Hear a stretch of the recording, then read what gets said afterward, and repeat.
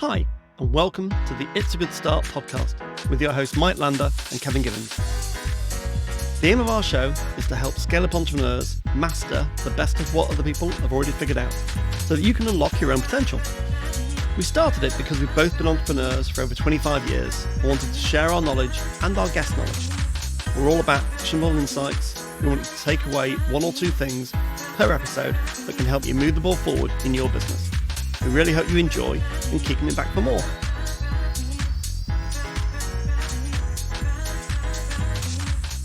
Thanks ever so much for coming and joining us as a guest on It's a Good Start. Thank you for having me. Yeah, thank you for inviting me. Looking forward to chewing the cud with you both. Exactly. So how long have we known each other for now?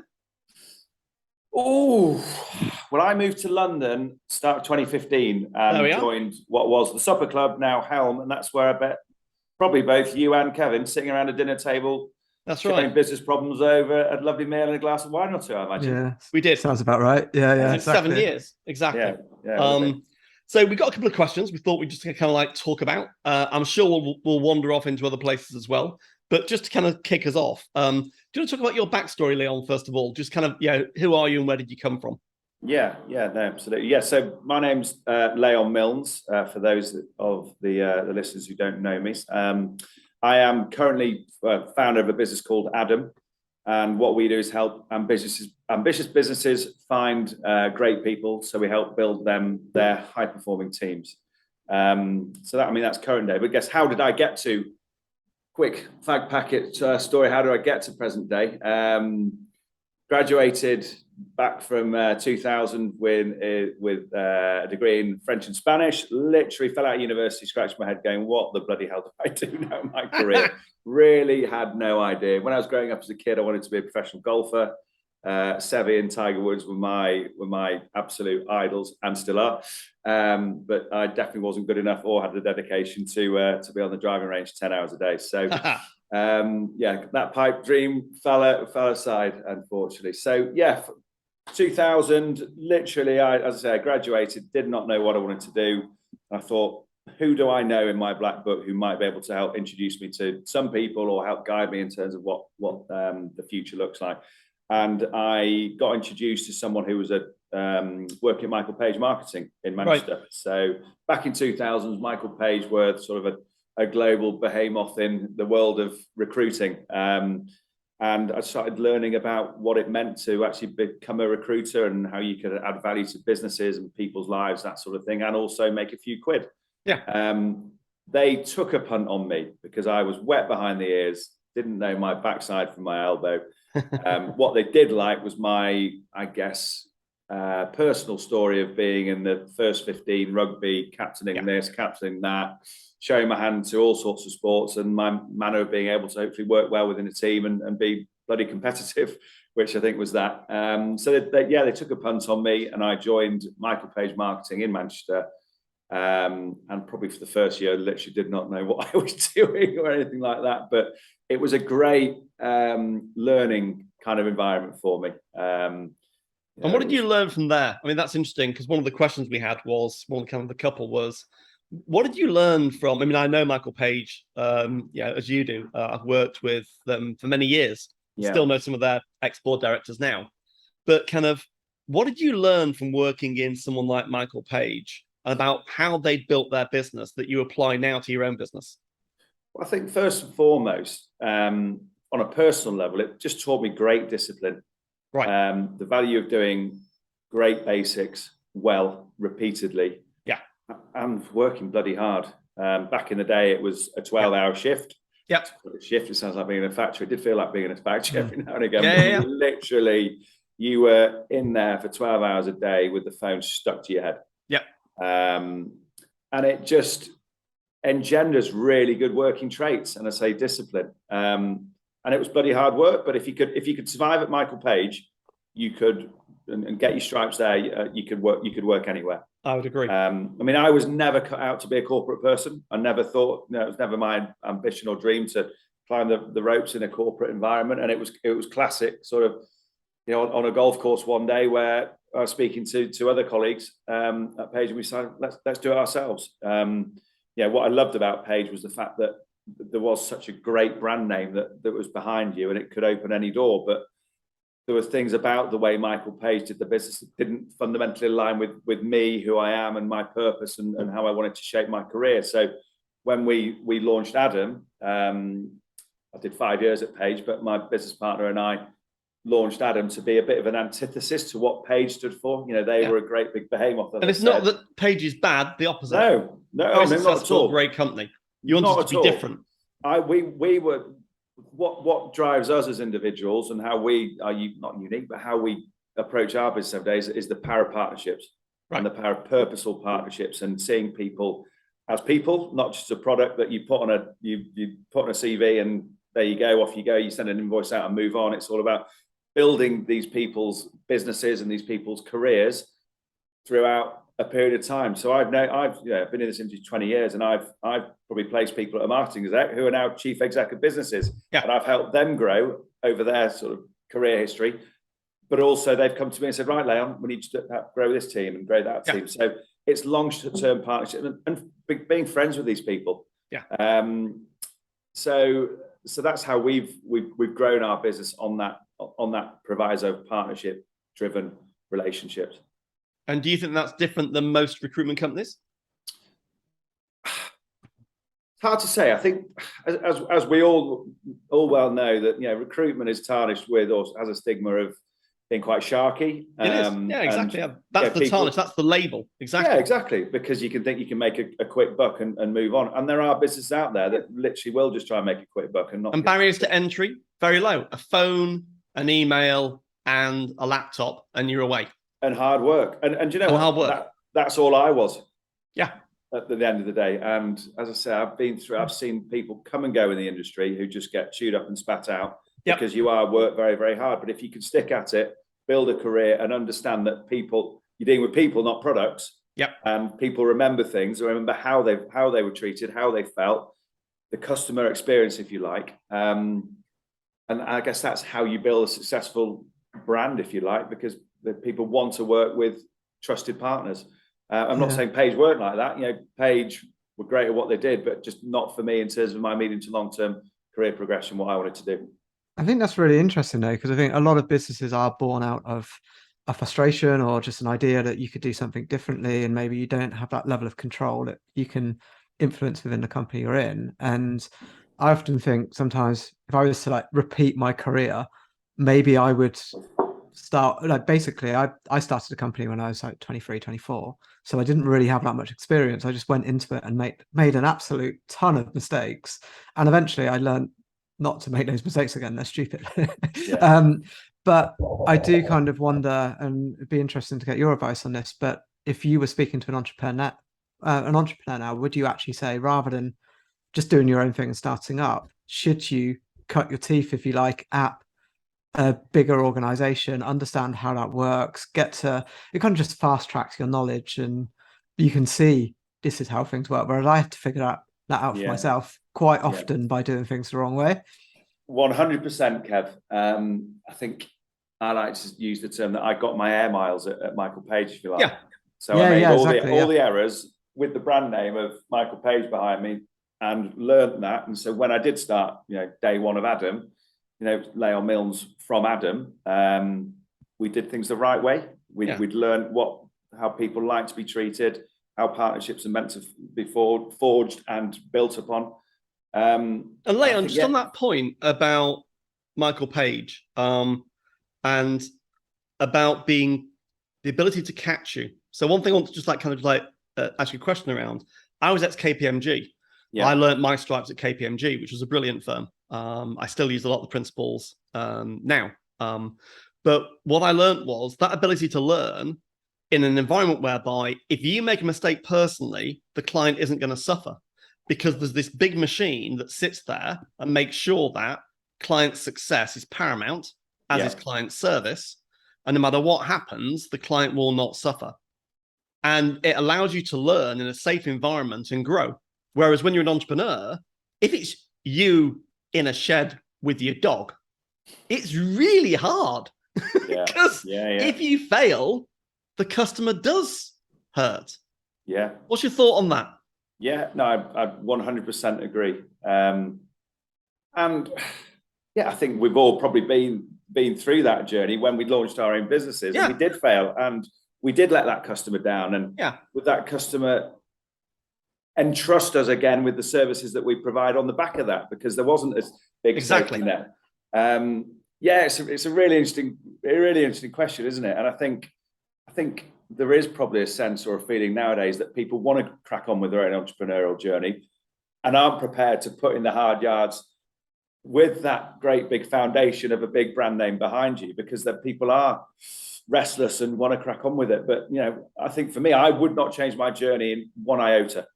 I feel I got to a stage where I had lots of the armory, if you like, to go and launch my own business. Lots of the skill sets, lots of the contacts. And without that, I would have definitely failed. So talk about some of the lows, Leon.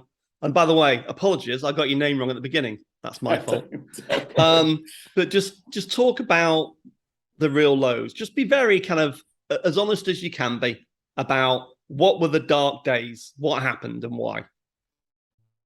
How long have we got? Oh, great. Counseling session. I'll get the wine out. Though it's a bit early. Sorry. I'll take this noose off my neck. So 16 years we've been running our business. And there have been some fantastic highs along the way. Of course, there has been some great moments. You know, I've tried to enjoy every day of the journey, but the reality is you don't enjoy every day of the journey. No, you don't. It's effing hard. Correct. So what can I... So I think let's talk about key challenges. So there were three of us that launched the business, and three very aligned people. And I think, you know, you all start with that same level of alignment, enthusiasm, commitment, trust, 100%. And, you know, after a few years, it was clear that sort of one of the partners wasn't quite aligned with the sense of direction journey we were going on. And we were all great friends. The three of us that launched the business, all ushers at each other's weddings, that sort of thing. So there's not only the personal relationship, but also then the sort of the professional relationship. So, and all shareholders. Exactly. So I think that was the biggest challenge, that we had to exit one of our partners early on in the journey. But we all agreed it was the right thing to do. But at the time, it felt like climbing Everest. Yeah. You know, the questions of how we're going to then break it to the team, you know, the team, you know, thought we were this unbreakable triumvirate, if you like. Yeah. And how do you negotiate the exit in a way that doesn't kill the business? I mean, I'm not asking you how you did, but that big question. Well, exactly. Thankfully, my business partner managed that. That was one of his strengths. That's good. When you look at playing to your strengths, I just kept on doing my role within the business, and Rich, my business partner, he managed that discussion and the settlement, I guess, if you like. But it all worked out well. Do you know what? And I think the bark is always worse than the bite on these things. If you're decent people, if you can look at yourself in the mirror and know that you've done the right thing for everyone concerned, then you can walk away and you know, we still meet up and have a pint every now and again, and there's absolutely zero acrimony or animosity. So I think you know, 2 or 3 years down the journey, that was a massive bouncer. Yeah. I guess I would never personally thought that we would have to deal with something like that. So I mean, that was a lowish moment, but a challenge that was surmountable, and we evolved the business into a better business off the back of that. And I think, you know, if you're listening to this, if someone's listening to this and just that's kind of pricked a nerve and made them kind of think, I think all three of us have been through this, whereby when you start working with someone in whatever shape or form that might be, you have to think through the divorce. Yeah. The business divorce, you've got to think through, if it happened, how would we manage it? And starting that out at the beginning, laying that out, and then if you have to, enacting the plan, you can bring it out the drawer and say, this is kind of what we agreed to broadly in principles. Yeah. It won't make it easy, but it will certainly make it easier. Yeah, exactly. This is the pre-mortem, if you like, of what happens if the worst case. If Armageddon does materialize, and it does often in businesses, doesn't it? And I think it's as you say, if there's a practical plan that you can execute and be honest, decent people, it makes it easier. Exactly. Yeah, and I think it builds your own confidence as well. Like before we started recording this, we were talking about the market, and I think all three of us are like we know what's happening. We're not naive to it, but Yeah. equally, we've probably all been in situations where it feels like we've probably been through worse. We've at least been through equal to what we feel like is around the corner. I'd say Yes. 2007, 2008 was worse. Yeah. Yeah, exactly. And that prepares you for the future. But until you Yeah. go through something like that, and certainly in an entrepreneurial role where you've got jobs and lives at stake in terms of decisions that are being made, and if you've got revenue, you have to let people go and stuff like that. We all know there's hard decisions to be made. Yeah. But I feel like that's a necessary evil, if you like, in some ways, if you've got to go through that journey in order to be a successful entrepreneur. And there's stuff that, like you say, if it's a business partner that doesn't work out, and again, I've certainly had that similar situation where it was the right thing to do for a certain amount of time, and then potentially just didn't work after a longer amount of time. And it doesn't mean that going into that was the wrong decision. It's just stuff changes. Exactly. But I do think it makes you tougher, and I imagine you would look at things differently now, having gone through that experience. That means that when it comes around next time, people want you on your side because it's like you've been there, you've done it. Yeah, you're a calm head. Yeah, in a I mean, interestingly, if the three of us were sat in a room, so if we were in person rather than virtual, and I said to each of us, right, you've got 5 post-it notes, stick down the biggest things you've learned in business and stick them on the wall. I suspect 2 things are probably true. 1, each of them will be different. Yeah. Because we've all had different journeys. And secondly, 4 out of the 5 will be the disasters that we've had and how we cope with them. And 1 might be the brilliant strategy that we thought we had that worked out. And that 4-to-1 kind of weighting is probably the same for most entrepreneurs. Yeah, agreed. We learn the most from what goes wrong, not from what goes right. Yeah, exactly. And I mean, yeah, the old classic analogy: anyone can sail a ship in calm waters, can't they? Correct. It's when it's all choppy and turbulent when you see the true measure of an individual in a business. I think that leads me on to my second proper dark period in the business was back in the 2008-2009 crisis. So we launched Adam in 2005, and we literally went like that, as you can imagine. So the first office was a cubby hole. Then we went into 6 months later to a bigger office where we could accommodate 6 people. Third office was 20 people, and then we thought, right, let's get our cojones out now and go for get a 3-year lease on a 3,000 square foot office. Wow. God knows what the rent was, probably 6 figures per annum. We did a 50 to 75,000 pound fit out. We thought, right, let's go for it. 2009, bang, everything just falls. Literally stopped. Literally, the world stopped. And we were like, what are we going to do? Yeah, within 3 months. The world stopped within 3 months. Yeah, within 3 months. Horrific. So cost base had gone like that. Sales had plummeted. And we were literally staring down the barrel of potential doomsday. What we had done, what my business partner Richard had done cleverly is we'd just taken out some more finance from the bank literally 6 months prior to the world grinding to a halt.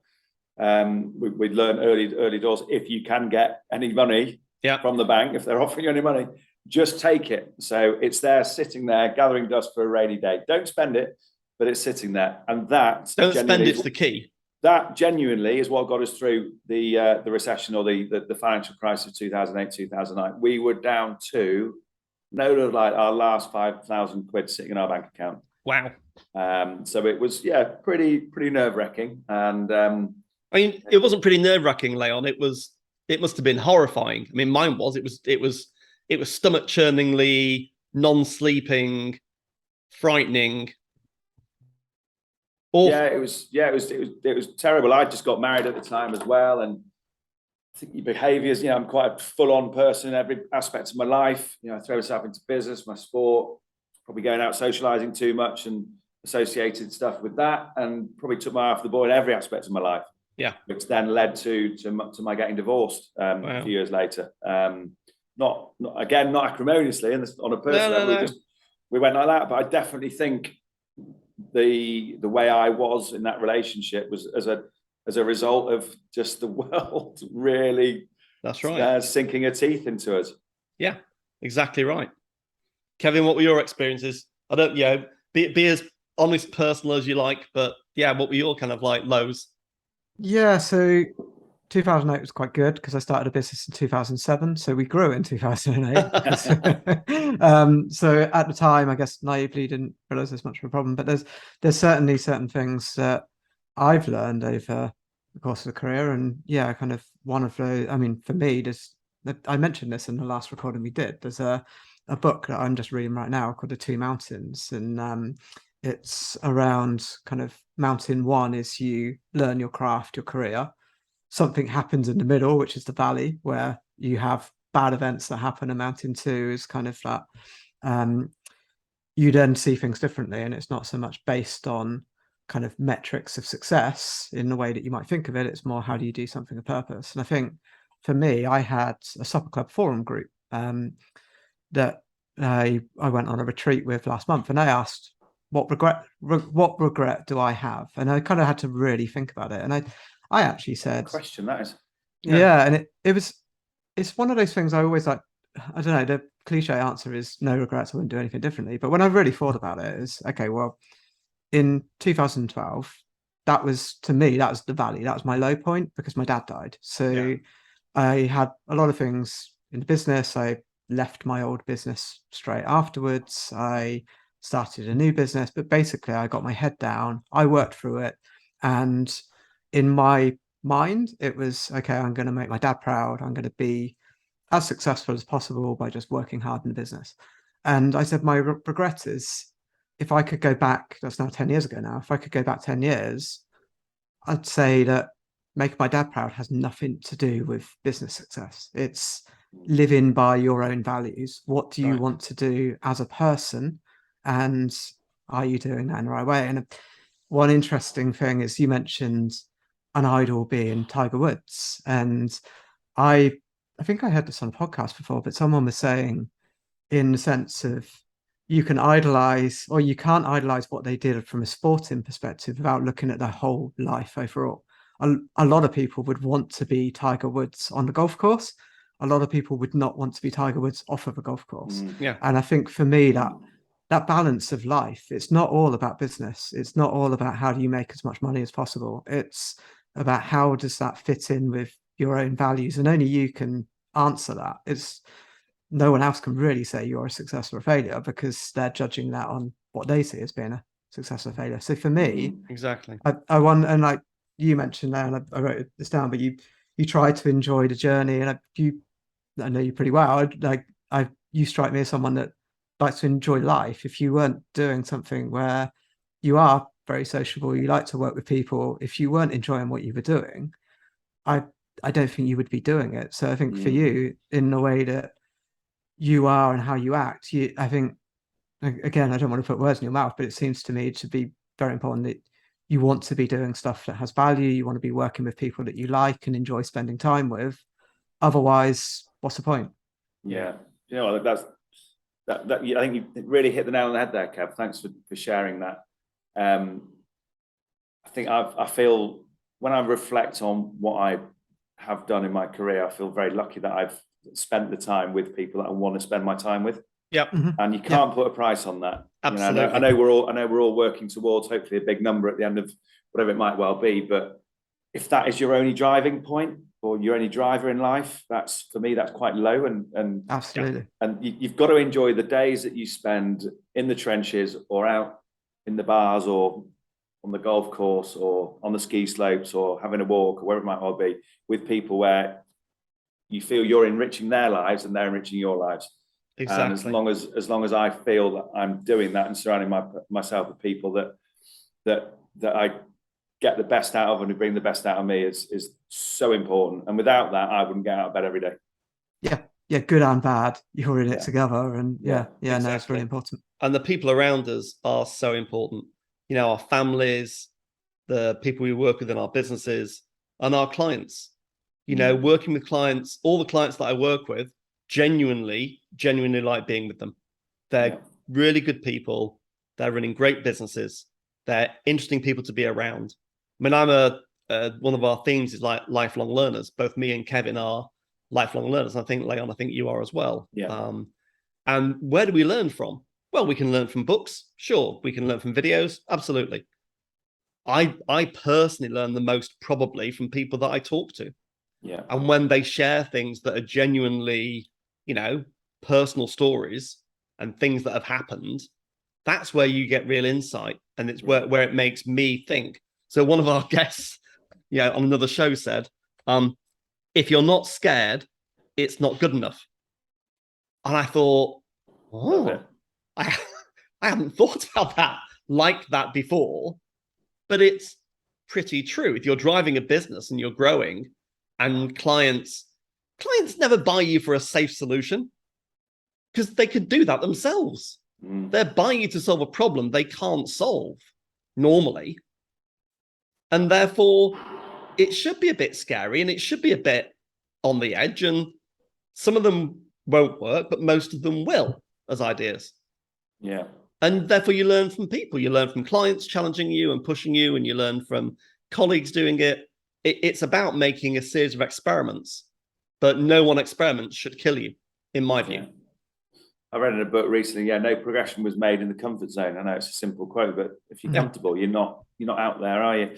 I think just to go to your point of being surrounded by the right people, I think I've learned more in the last 7 years of being surrounded by other Helm members in whatever guise than I have done in my previous 15 years. And because you're surrounded by like-minded people who are on a similar sort of journey, have been there, done that, failed, got the learnings, or make the recommendation of if I was to do it again, this is how I'd do it, all that kind of stuff. And as you say, just being, I guess, having that safety blanket of knowing that other people have been there and got the stripes is so important, isn't it? And just having that ability to pick up the phone to got a problem with negotiation, I can pick up the phone to you, Mike, how would you approach this? Or have I got an SEO problem? What's the solution? All that kind of stuff. It's the relationships that you build over the years, and having the ear of people, tried and trusted people that would really help you out is so important, because you can't do this by yourself. Exactly right. I had a similar story yesterday with another Helm member who's going through quite a tough time at the moment, and my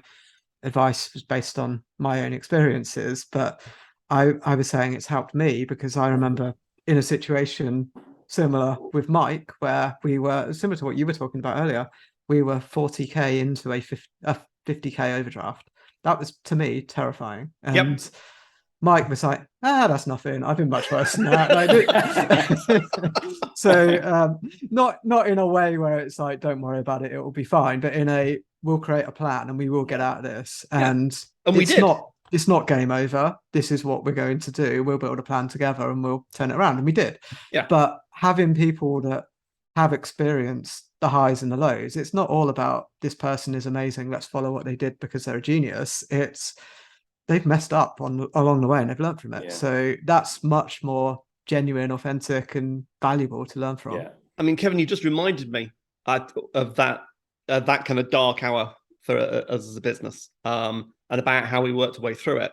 And it plays to a point, Leon, that you made earlier on, which is hard work, doing the right things consistently day after day. We used to have like 2 or 3 times a week we'd meet.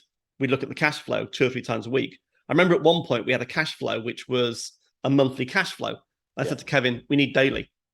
And our finance guy said, really, do we need daily? I said, yeah, because businesses fail within the month, not at the end or start of the month. It's the intra-month cash flow that will kill you. And we did a daily cash flow, and then we worked day by day to fix the daily cash flow. Yeah. Came out the other side. And I mean, Kevin, how many people do we have now in Resignal? I should know that, shouldn't I? Roughly.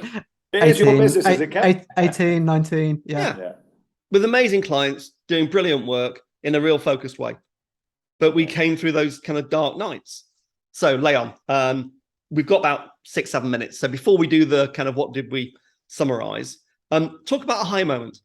Talk about kind of it's personal or business, a real high where you go, that was amazing.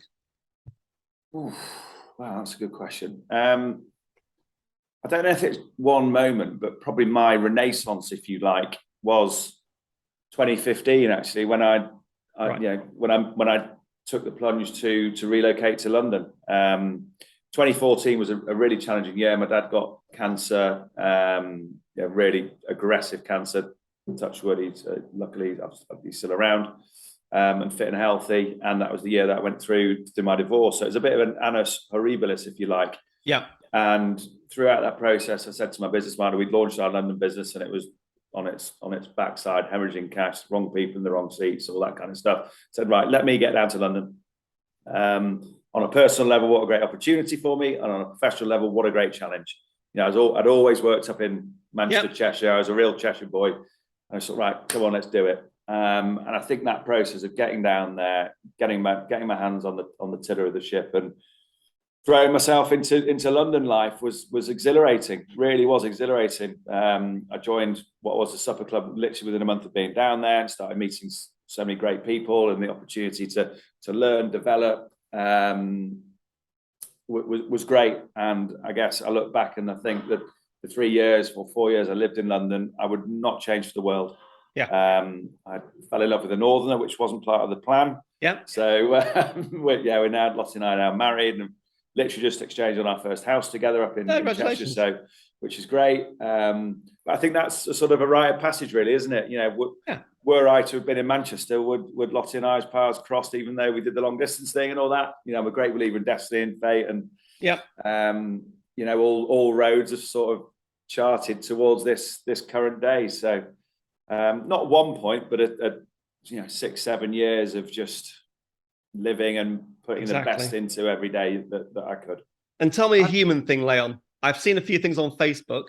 There's a sleeping thing. What's the sleeping thing? What is it?